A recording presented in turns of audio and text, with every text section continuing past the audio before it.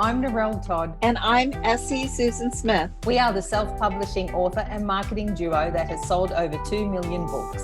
But we didn't start out knowing how to sell books. Fast forward past many failed promotions and a lot of lessons learned, you will see how we went from self-publishing newbies to hitting the New York Times bestsellers list and making the USA Today bestsellers list 19 times and counting. We created the Get My Book Out There podcast to give you simple yet effective marketing strategies to increase readership and book sales, so you know what to do, when to do it, and how to do it, as well as some tips for staying mentally and physically well. Let's get started.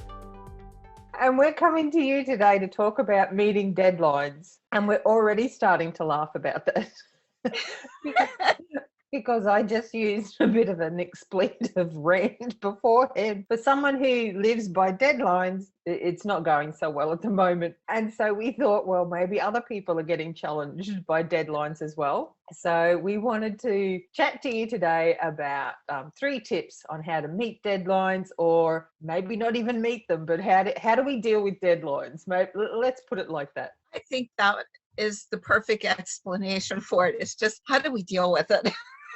Yes, because we've all got deadlines, and some you can kind of be creative and maybe move dates out, but some you do need to meet. So what are some ways? So Susan, you're the queen of the deadline. You have multiple deadlines with books and audio books and just having to get all sorts of things done. So what are your 3 tips for us? My first tip would be to set reasonable deadlines that you're probably going to break. And if you do, don't go into like the major meltdown on it, because as long as the world hasn't ended, you're doing good and you still have a chance to meet it. Yes. For the longest time, one of the things that I used to do is I would set deadlines and then I would work like crazy. I would literally work myself until I was physically ill to meet these deadlines. And doing it, once or twice isn't bad. Staying up once or twice, 24 hours or 48 hours to get a book done, you can survive. It may take a couple of weeks to get back into the groove, but you can survive. But when you do it day after day after day, year after year after year, which authors, they don't necessarily have a 9-to-5 job. Theirs is generally a 7-day 14, 16, 20-hour days sometimes, or even worse, 48-hour, stretch where you're trying to meet that deadline. And so when you do it day in and day out, year after year after year, it finally gets to the point where you're just exhausted mentally and physically, and you just can't do it anymore. So, the big thing is set reasonable deadlines. Know that there's going to be some that you're going to have to meet. If you've got some leadway like I do, I have a lot of stories, and I'm now creating foreign releases and audiobooks and all of that. So I'm actually generating a new type of income to help during these periods where I'm not writing as fast as I used to. So be kind to yourself, delegate some of this work out. I don't have to necessarily oversee all of the process now that I have my assistant who is able to take care of all of that for me. And now I can focus on the deadline that I'm freaking out about that's coming up for my next release with Pets in Space. It's like, I even told Carol, who's taken over Pets in Space, she goes, if you know that you're going to be late, can you just please not let us know at the last minute? And so I wrote her back and I said, I have to warn you, I am generally the problem child. And something tells me she already knew that. Oh, who would have told her that? I have no idea. Maybe like heads up. So, tip number 1 is just know yourself, know your life, know your time and what you're capable of doing, and set reasonable expectations. Yeah. It's so important, I think, to be respectful of yourself when you're setting the deadline, actually, the date of whatever it's going to be. Mm-hmm. And just know that there are going to be some times where that date is going to need to be flexible. So if you're a person who's very like a perfectionist, or if you have very high demands on yourself, you probably is a good thing to give yourself a little a couple of extra days on that deadline so Or that you can longer. actually, yeah, or longer. But yeah, so you can actually meet it if that's a defining goal of yours or part of your personality. So perhaps people like me, I'm quite task driven. You give me a task and it's all about getting the task done. So for my personality type, setting a reasonable expectation around the deadline for that task is so important so that the task gets done, but I'm also not killing myself while doing it. And what I tend to do, and I know my personality is, I tend to commit to too much. And because I am one of those that if I give my word, I will do everything I can to make sure that I complete the task. To me, giving my word that I will complete this is very, very important to me because it's a matter of trust. Now when I was doing the pre-orders and I knew I had to have them done by a certain date, that's when I was, working like crazy and trying to have a life on top of getting my work done. And there were times where I was having to pull 24-hour or 48-hour night where I was working, writing thousands and thousands of words without sleep. And it takes a literal toll on you physically and mentally. Yes. And it's hard to be creative too when that happens. It So, is, once again. And also, I think for personality types who are, say, enjoy the last minute sprint, how it's like without a deadline, we may never get anything done. I'm probably a bit guilty of that too. So it's a bit of a balance to find the balance between giving yourself a reasonable deadline and actually giving yourself a deadline that also motivates you to actually keep on going, if that's, part of your personality side of things. And I am one of those that if I know I've got a deadline coming up, I'm one of those that will do the sprint to get it done. That works for a while, but if you do it too often, your body needs that recovery time. So that leads us into tip number 2. Yes. And what's number 2? Tell it. Tip number 2 is plan for sick days and life days. And it's like, yes, I know every author has said the same thing. I don't have time to be sick. I can't be sick. I don't have, I can't stop. I've got too much to do. Unfortunately, there's going to be those days where you are going to have to say, I'm too sick to do something, or a family member is sick. So make sure that you plan in those sick days. It's going to be the time where you're going to get the worst cold you've ever had, or you're going to get the flu. And there is no way that you're going to be able to write at your best if you're throwing up in the toilet. Your head is in the toilet and not facing the screen. There's going to be a little bit of a problem. So don't forget to put in your sick days. And the sick days also include life days.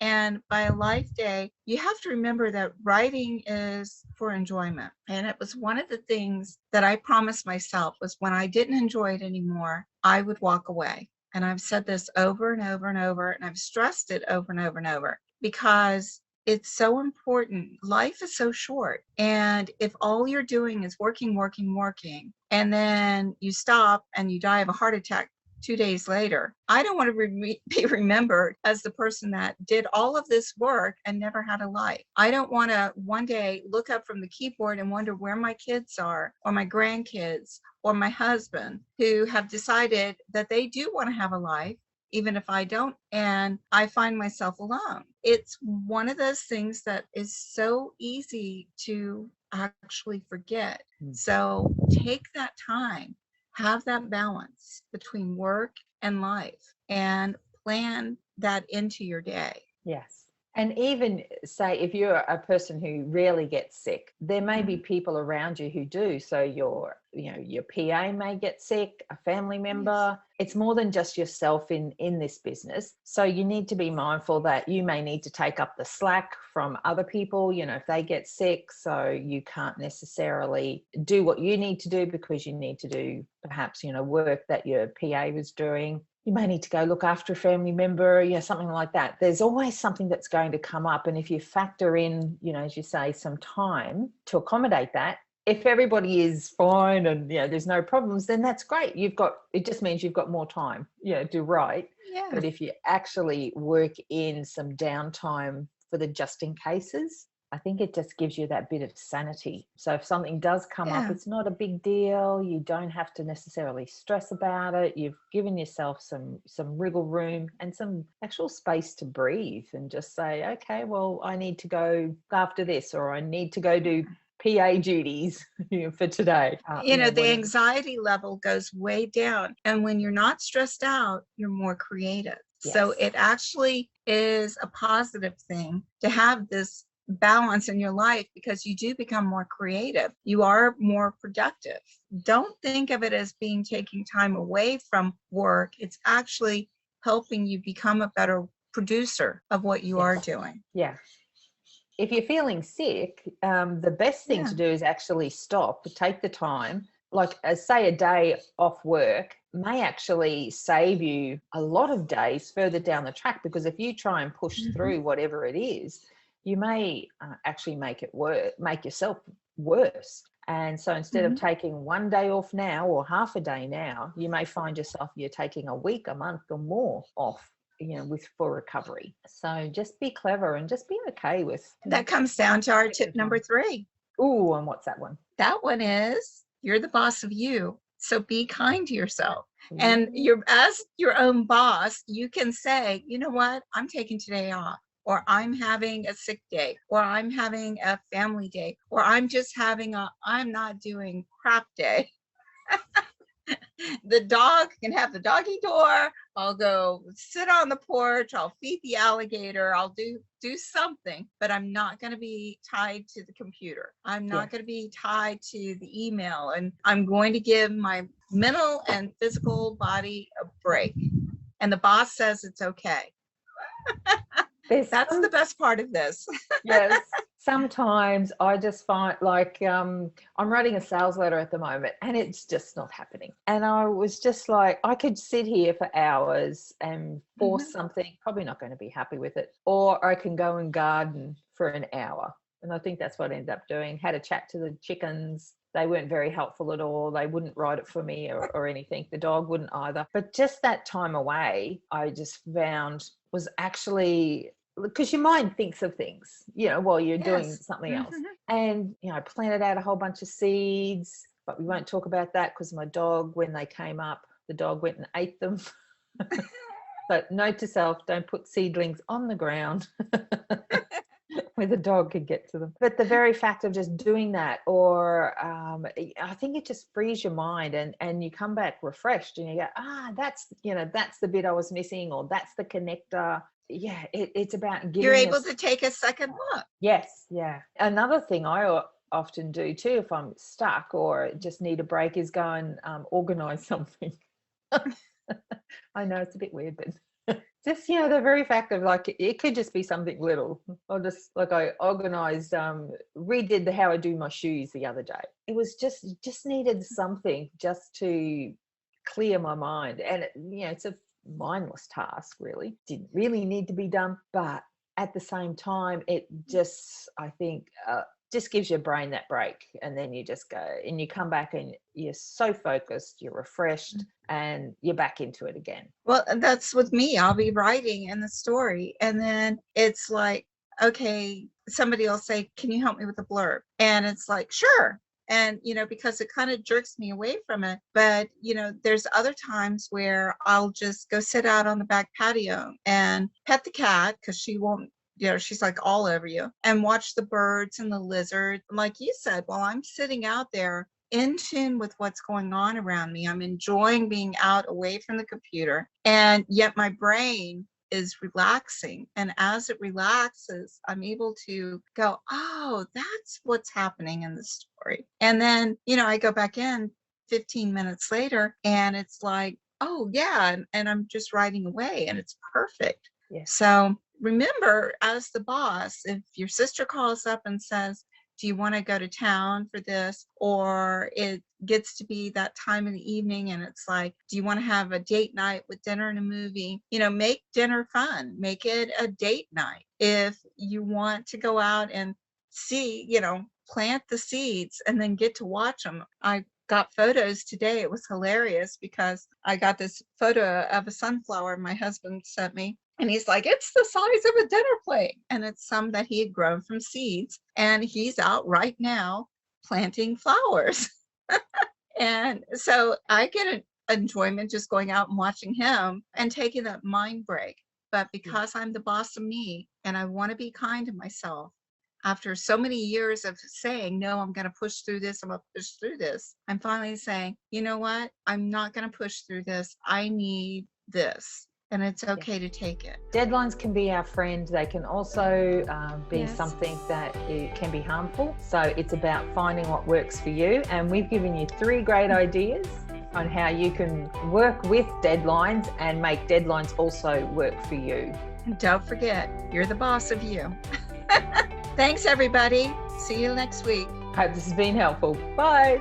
Hey, thanks for joining us today. You know we've got way more information we want to share with you to increase your book sales. So please come and join me at facebook.com. Get my book out there.